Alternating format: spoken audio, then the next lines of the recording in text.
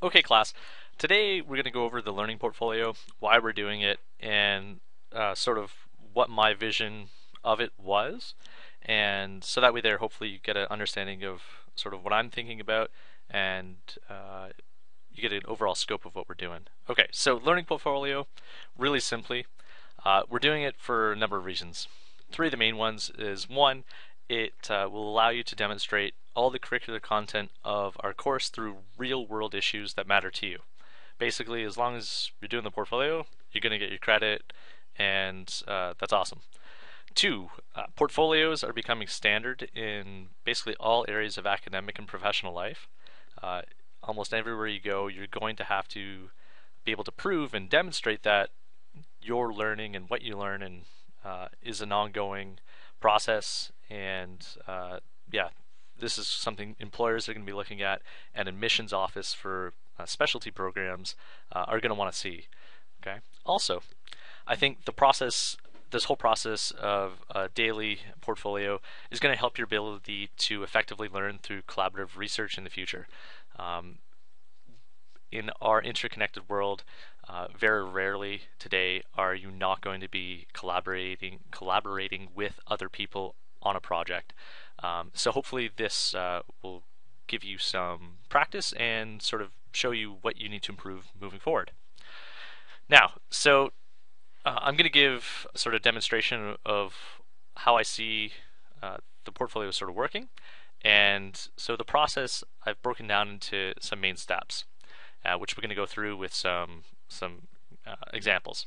So you're going to start off with your key question or questions of research. Okay, it's really good to start with where you're at. So you're going to quickly jot down your initial thoughts, and your initial thoughts are going to outline, and sort of point you in the direction of what you need to learn next.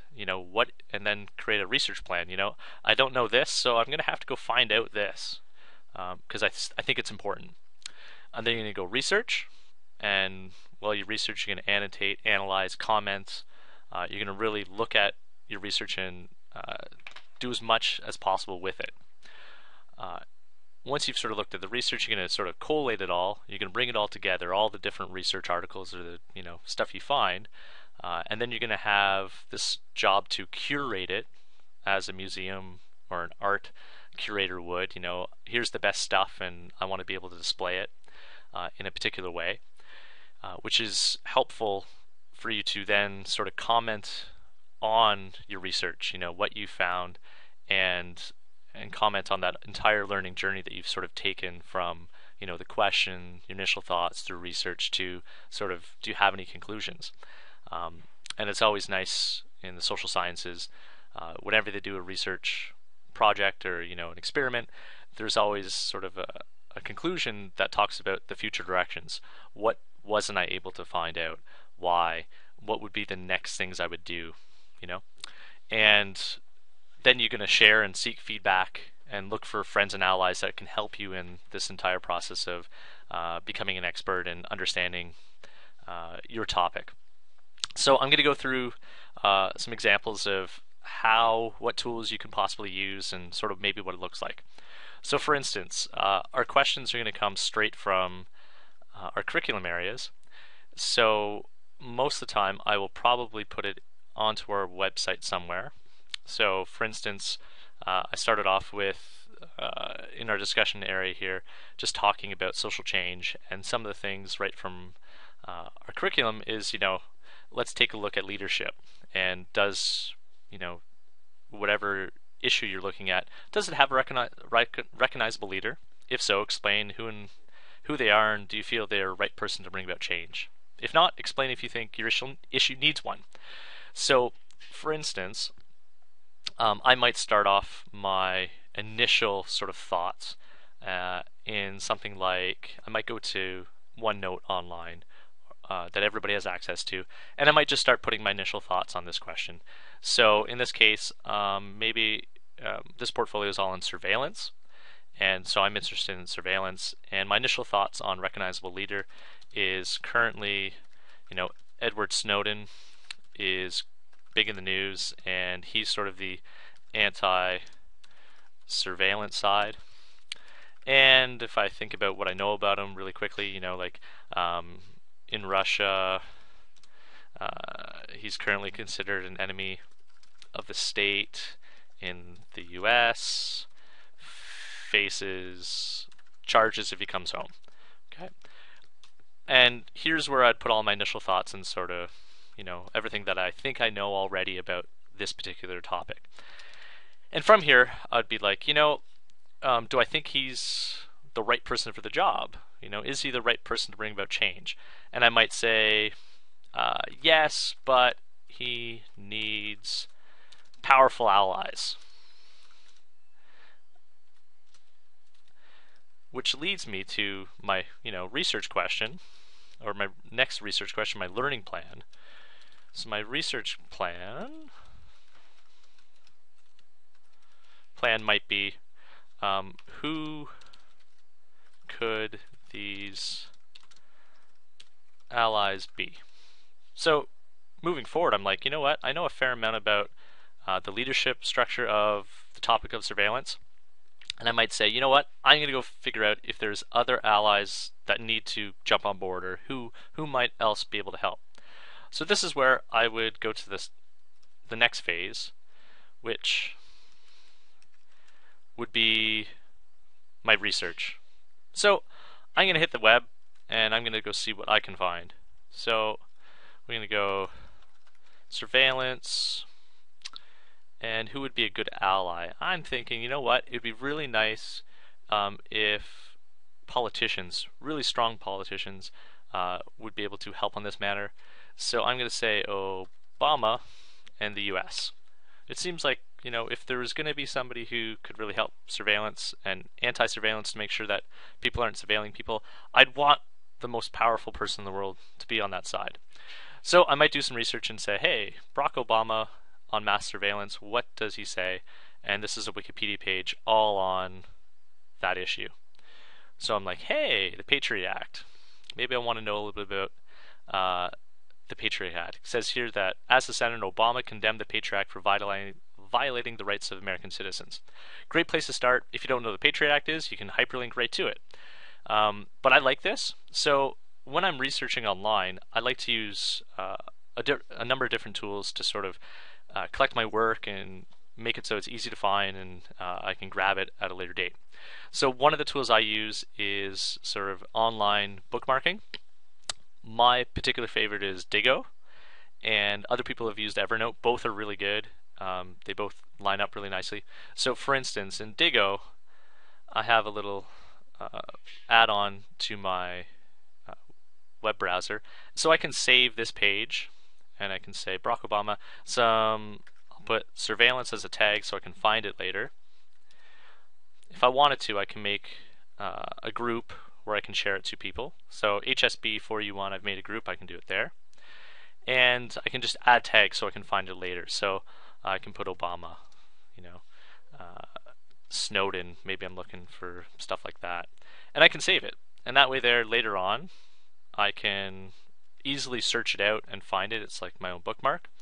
If I wanted to make sure that I always had a copy, because Wikipedia is one of those pages that changes regularly, I might want to push the cache. So basically just uploads a copy to my Digo site, so that way even if I come back a month from now, it will have this page that I'm reading today, which is nice. You can always add a description, which is nice because you can share that description with other people, and they can search by that too. So I'm going to save this, and in Digo it allows me all these other cool options too. So I can highlight this sentence because I think it's really important. So when I come back here, it'll be highlighted so I can immediately find it. If I want to talk about and add a note for myself, or I can even add people to comment on, I can say, interesting, how has Obama changed since being president? That's my next question. I'm really interested about that. So I can save that and it'll be there. Okay? There's lots of other things you can do for this page using Digo. So I can save all this stuff, and I might want to start collating it either through Digo, or if you'd rather, you can sort of copy and paste the link here, which is, a little bit clunky, but it's not bad. I like using something like Digo or Evernote so you can sort of organize all your stuff. So if I go to Digo and I just go to my library, you'll see that it's going to pop up here right at the top, which is nice. And it can show me all my notes, and I can put all these notes together after I'm done all my research.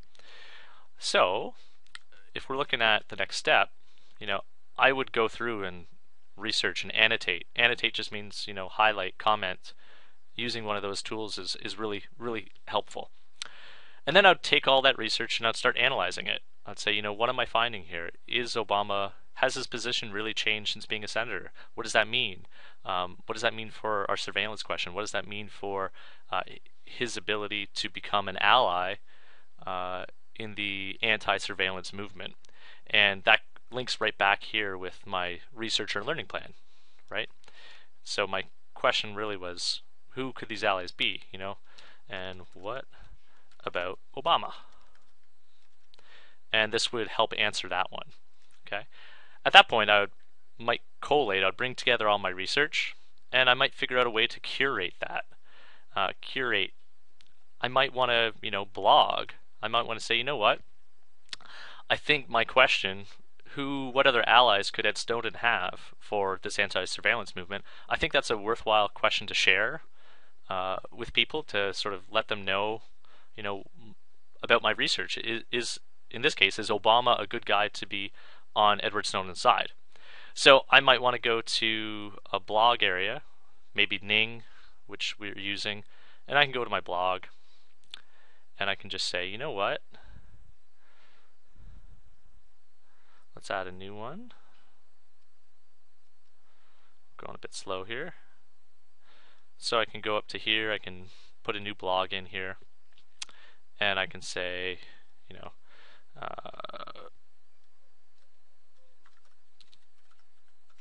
surveillance allies, and I can write a nice little blog post about Snowden and how the movement needs some powerful figures, and I can talk about Obama.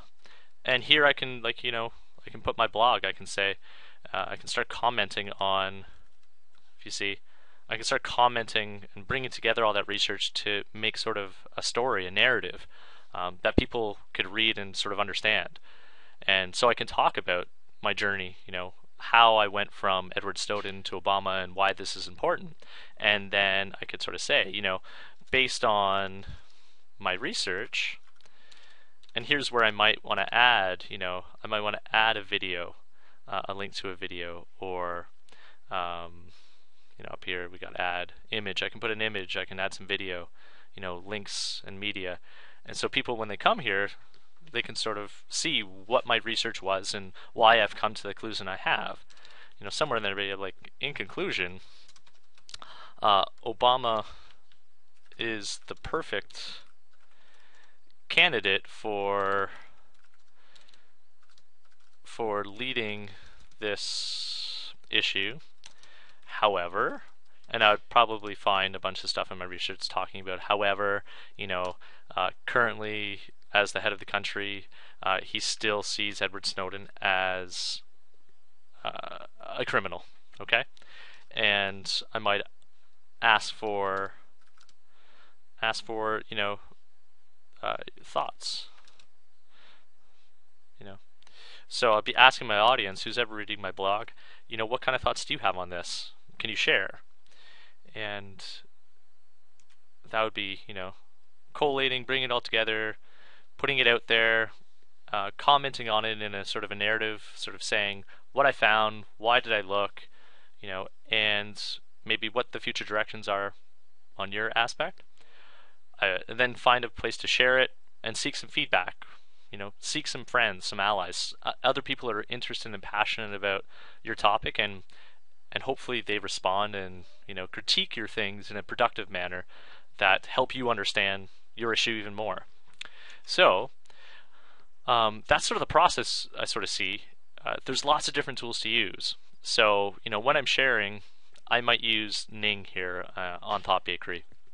I might go to our WordPress site and put a blog post there.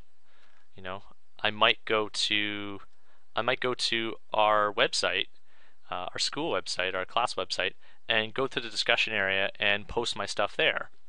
I might go to my e-portfolio, which I can show you a little bit about, but really you can type your stuff in, you can add links, and you can share it with anybody in the school and anybody in their class. So it all depends on your comfort level with what kind of audience you want. If you want it just to be internal, just to our class, something like here is a great spot. If we want to get thoughts from across Ontario, maybe the world, about what we're doing, a very public blog is a better spot for it. So it's really all up to you how you organize your portfolio and what tools you use. But I think at the heart of it, this process sort of still stays intact. You have key questions, big questions that you have. Use your experience of the world to try to answer them. Look at that and look at where the holes are or what the interesting parts are, and figure out a plan. What's my next step? What do I want to do next? What do I want to research? And then go about it. Go find some stuff. Go research. Go email professors and NGO activists and say, hey, I'm trying to answer this question. Can you help me? And take all that stuff, look at it, annotate it, analyze it, comment on it, and then bring it all together. And the easiest way to sort of put it all together, I love writing stories about my learning journey. Where did I start? What did I do? Why did I do it? What did I find? And why is it important to me and the rest of the world? And then hopefully, if you share it, you can help other people in their own journeys if they're passionate about it, and hopefully they will, respond in kind and help you learn more and get on side. So that's sort of the overview. There's a lot of room for creativity and what you think is most important. Please come see me and talk to each other and learn from each other. And yeah, that's sort of how it's going to go forward. So thank you.